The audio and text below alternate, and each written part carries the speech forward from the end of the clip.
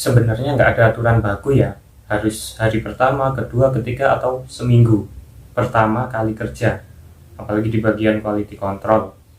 Apa yang harus dilakukan, tapi ada poin-poin penting yang jangan dilewatkan, atau apa ya, sesuatu yang menjadi krusial, sehingga ini akan memudahkan kita saat bekerja nantinya setelah melewati masa training atau percobaan. Saya rasa video ini bisa menjadi bagian kelanjutan dari video sebelumnya yang ini ya, yaitu bagaimana apa yang harus kita lakukan di hari pertama kerja hingga 7 hari pertama.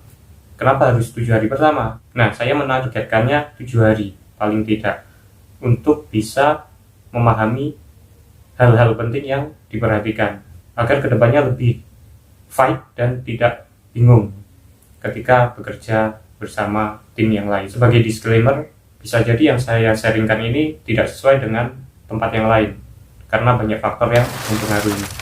Baiklah, yang pertama langsung saja, yaitu amati proses, analisa, dan standar yang berlaku di produk tersebut yang teman-teman geluti. Yang mana ini pasti berkaitan dengan lembar kerja dan juga check sheet. Kalau di Seven Tools biasanya ada salah satunya yaitu check sheet. Nah, lembar kerja ini untuk mengumpulkan data, salah satunya bisa jadi dari analisa yang dilakukan oleh QC, bisa jadi dari QC analis, laboratorium, maupun QC lapang. Hingga cara mengisinya seperti apa di lembar kerja tersebut. Pastinya mengikuti suatu aturan yang dinamakan biasanya yaitu instruksi kerja. Instruksi kerja yang isinya tentang bagaimana cara kita bekerja di suatu area, di suatu posisi. Misalkan sebagai analis apa? Analis misalkan kimia misalkan apa? Kadar abu. Cara pengecekannya bagaimana? Mulai dari awal penyiapan bahan, sampel, dan juga alat dan bahannya, hingga penulisan atau penghitungan untuk mencari hasil akhirnya dari kadar abu tersebut. Nah, di situ dijelaskan di suatu instruksi kerja. Baik, yang kedua yang harus diperhatikan yaitu bandingkan hasil analisa mulai dari hari pertama, kedua, ketiga, hingga hari ketujuh atau seminggu di setiap batch dari suatu pembuatan produk tersebut.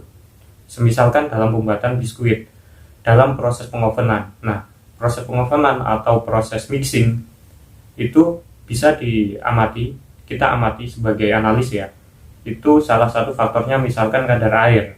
Nah, dari hari pertama atau batch di hari pertama, lots hari pertama, itu seperti apa kadar airnya di proses pengovenan.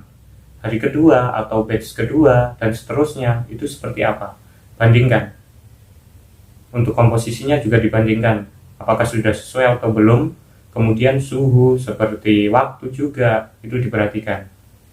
Hingga outputnya yaitu seperti organoleptik, misalkan rasa atau kerenyahan.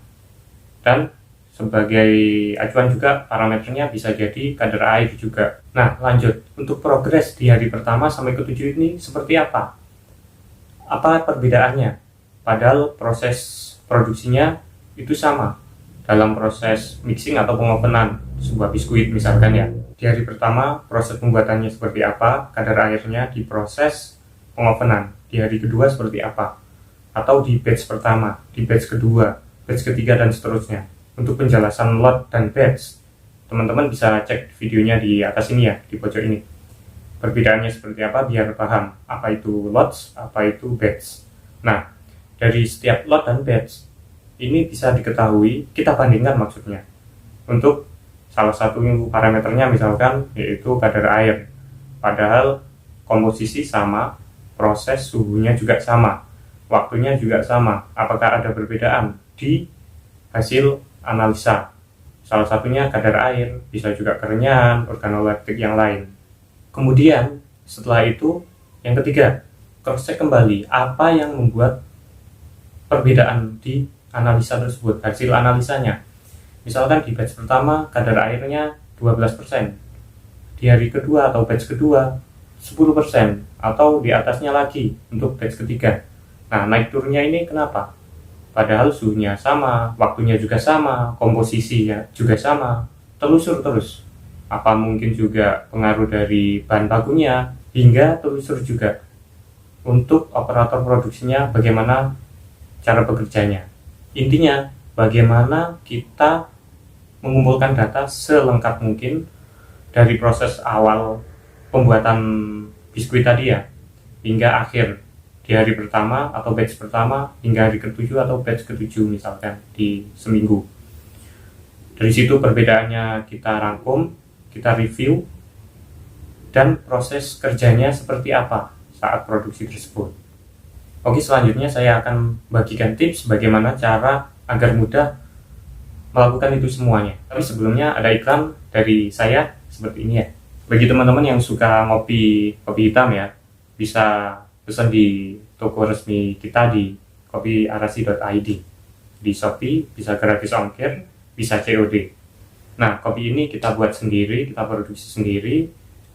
Jadi kita pastikan prosesnya aman, halal, sudah sertifikasi halal ya, dan juga izin dari Dinkes, Dinas Kesehatan untuk BIRT-nya.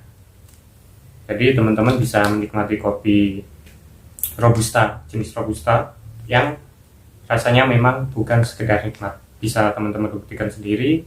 Silahkan di check out, linknya saya taruh di deskripsi ya. Oke, caranya untuk mengumpulkan data selengkap itu agar bisa membandingkannya, untuk cross check apa yang membuat beda, dan agar kita lebih kritis di sebuah proses produksi. Kita siapkan tabel. Yang pasti dari tabel ini kita isi sesuai dengan yang kita analisa. Misalkan organoleptik, rasanya bagaimana, warnanya bagaimana, aromanya bagaimana, kemudian teksturnya seperti apa, kadar airnya bagaimana, ditabelkan ya dari batch pertama sampai terakhir, hari pertama sampai hari ke-7. Kemudian prosesnya apa aja, diproses apa. Prosesnya misalkan ada parameter lain, banyak ya. Misalkan suhu, waktu, tekanan mungkin, dan juga komposisi yang dipakai. Bahannya apa aja, berapa kilo misalkan. Nah dari situ, dari hari pertama sampai ke-7, atau dari batch pertama sampai ke-7, akan tahu kenaikan penurunannya di mana. Kita analisa, kita diskusikan dengan tim kita. Misalkan dari tim internal QC sendiri, ataupun diskusi dengan produksinya, operator produksinya. Misalkan dengan tim internal QC atau quality control. Bisa dengan rekan kerja yang sudah senior, bisa juga dengan atasan. Di sini letak kenaikan penurunannya. Suhunya di suhu berapa, tekanan berapa. Nah, dari situ kita akan lebih mudah untuk bertukar pikiran dengan tim kita yang lebih senior. Hal ini akan mengasah kita dalam keterampilan berkomunikasi dan juga kolaborasi. Ini menjadi poin penting ya, karena kita bekerja dengan tim, bukan tidak bekerja sendiri. Dari hal ini kita akan terbiasa selanjutnya di hari setelah seminggu pertama ya, sehingga akan memudahkan kita juga untuk menghadapi masalah-masalah yang akan terjadi, apapun itu, karena kita sudah terbiasa, terlatih untuk berdiskusi.